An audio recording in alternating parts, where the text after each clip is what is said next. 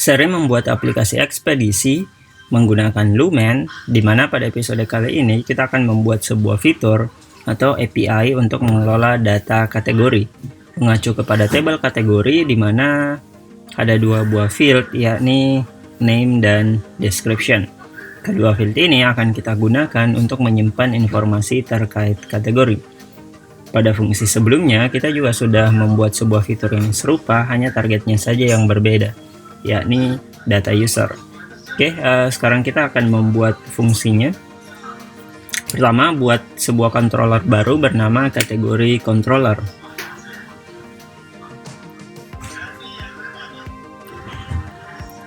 Lalu copy example kategori ini, kemudian kita sesuaikan dengan nama kategori yang akan kita buat, yakni kategori controller, dan hapus hal-hal yang tidak diperlukan. Kemudian kita akan membuat sebuah model, tapi sebelumnya kita pastikan terlebih dahulu bahwasanya fungsi artisan make itu tidak ada di Lumen. Bukan artisan make yang tidak ada, tapi artisan make controller dan make model maksud. Oke, jadi yang ada hanya make migration dan seeder. Jadi terkait dengan controller dan model akan kita buat secara manual.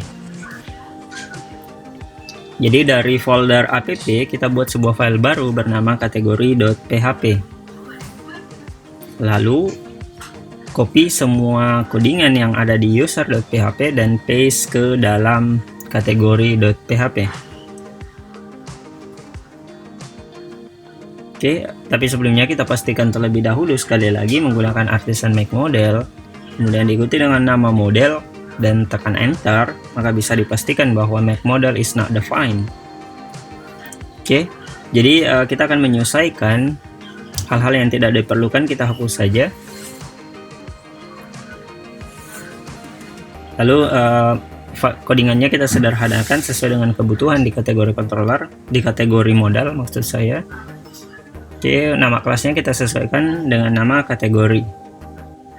Lalu load model tersebut menggunakan use statement. Kemudian buat sebuah method baru bernama index. Lalu di dalamnya kita akan membuat sebuah query untuk mengambil data kategori menggunakan model kategori yang akan difilter berdasarkan data terbaru. Yakni parameter yang akan digunakan adalah create add. Kemudian kita sortir dengan metode descending.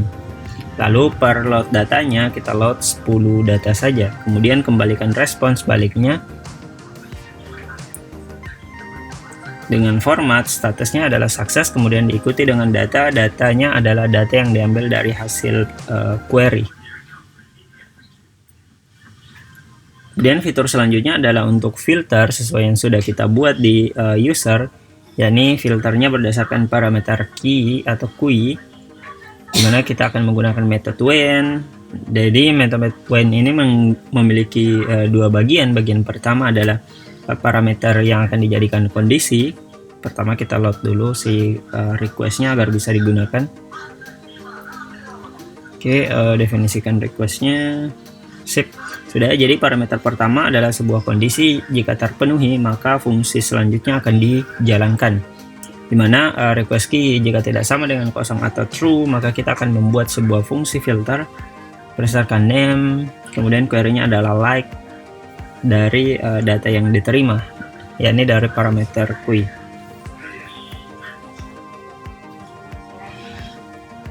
Oke, rapikan sejenak, pastikan kita meload menggunakan use untuk meload si request agar bisa digunakan di dalam closure function-nya. Oke, sudah beres. Selanjutnya adalah mendefinisikan API-nya. Oke, hampir sama dengan routing, bukan mendefinisikan API tapi mendefinisikan routingnya. Hampir sama dengan routing yang akan kita buat yang sudah kita buat sebelumnya. Maka pada routing kali ini kita lakukan hal yang serupa dengan metode get. Lalu parameter pertama adalah URL-nya dan parameter kedua adalah controller yang dituju. Kemudian selanjutnya untuk melakukan proses testing bahwa apa yang sudah kita kerjakan itu berjalan sebagaimana mestinya, buka Postman. Lalu kita akan melakukan testing dengan memasukkan URL. Di sini saya menggunakan Laravel Valet, jadi langsung saja nama project.test, kemudian diikuti dengan URL-nya yakni kategori. Jika teman-teman menggunakan hal yang berbeda, silahkan disesuaikan saja. Bisa juga nama project localhost / nama project lalu /public. Intinya silahkan disesuaikan. Oke, pastikan mengirimkan header authorization bearer dari token yang sudah ada. Kita copy saja dari table user. Oke, jika kita lihat hasilnya, datanya itu sudah diterima sebagaimana mestinya, hanya saja data di tabel kategori itu masih kosong, maka kita perlu membuat sebuah metode baru untuk menyimpan data.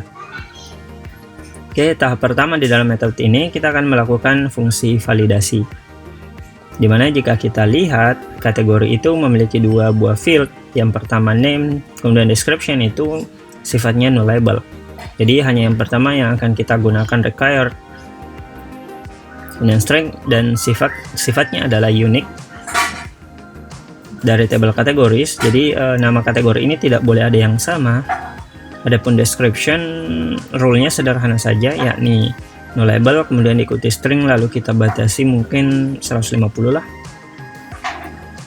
Kemudian buat query untuk menyimpan data menggunakan model kategori, kemudian diikuti dengan mass assignment create. Lalu di dalamnya data apa saja yang akan disimpan ke tabel kategori. Dalam hal ini adalah name dan description.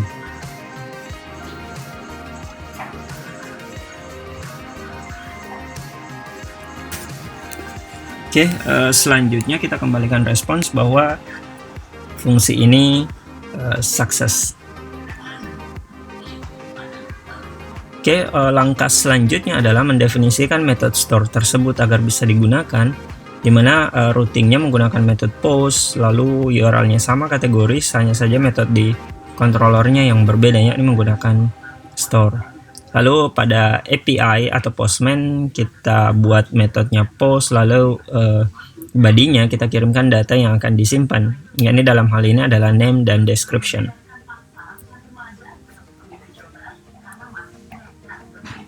Oke, jangan jasa deh, dokumen. Oke, kemudian kita klik send untuk memastikan data bahwa berjalan sukses. Maka kita lakukan pengecekan kembali menggunakan metode get, lalu form datanya kita kosongkan saja, dan kita lihat hasilnya dia memberikan sebuah data, yakni data yang baru saja kita simpan. Oke, jadi tugas selanjutnya adalah membuat metode untuk mengambil single data, yakni edit untuk mengambil data yang akan diedit, kemudian metode update untuk memperbaharui data, dan yang terakhir adalah metode destroy untuk menghapus data. Masing-masing metode ini akan menerima berupa ID yang sifatnya unik untuk melakukan query pengambilan data. Adapun pembahasannya akan kita bahas pada seri selanjutnya.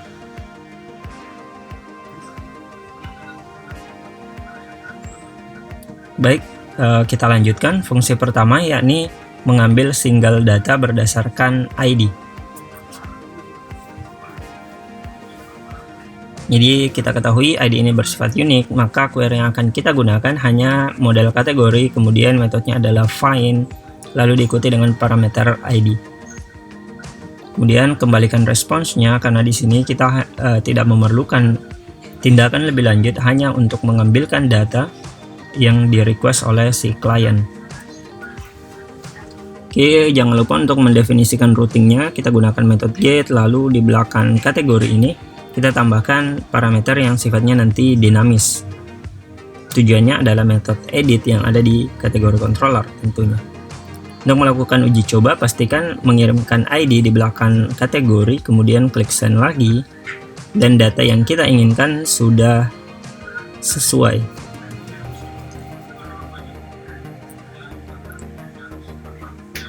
Jadi tugas selanjutnya adalah kita akan membuat fungsi untuk mengedit data berdasarkan ID tersebut. Fungsi ini sama dengan metode store, jadi kita buat validasi terlebih dahulu. Validasinya juga sama, hanya saja pada validasi ini kita buat fungsi untuk mengecualikan ID yang akan diedit pada role unique. Kemudian selanjutnya kita lakukan query untuk mengambil data berdasarkan ID, lalu diikuti dengan metode update untuk memperbaharui data yang sudah dipilih. Fungsi pembaruannya juga sama, yakni ada dua field, yakni name dan description. Kemudian kembalikan response success.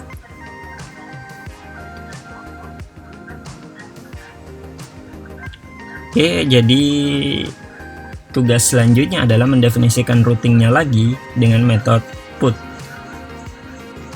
URL-nya sama, hanya saja metodenya yang berbeda. Oke, lakukan uji coba dengan cara membuka kembali Postman, lalu metodenya adalah post harusnya. Kemudian pada body-nya kita kirimkan underscore method yang berisi value put. Oke, kita ganti dokumen menjadi barang misalnya.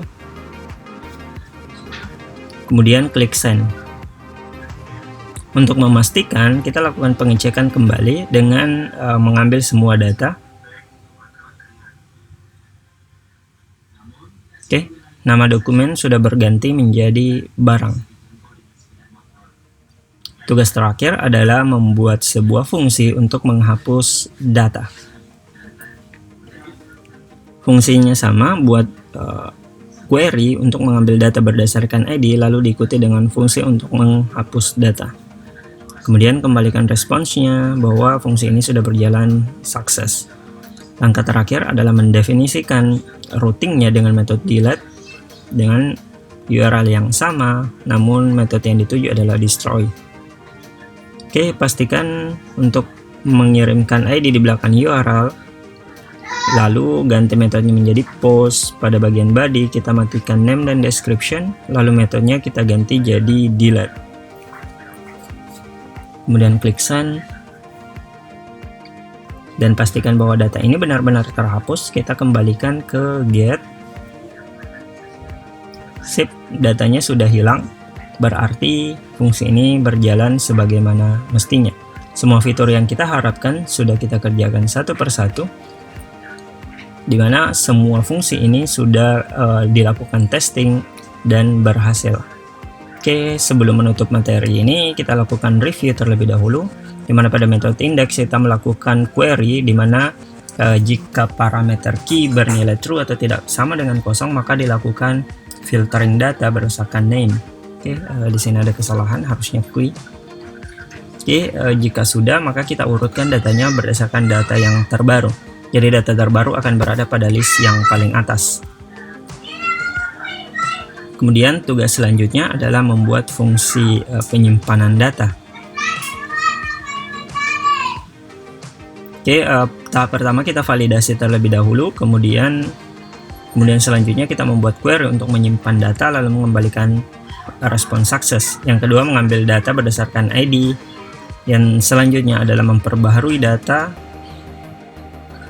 Validasinya kita kecualikan berdasarkan ID yang diedit. Kemudian kita buat fungsi untuk memperbaharui datanya. Dan yang terakhir adalah menghapus data. Oke, jadi sekian untuk materi kita kali ini.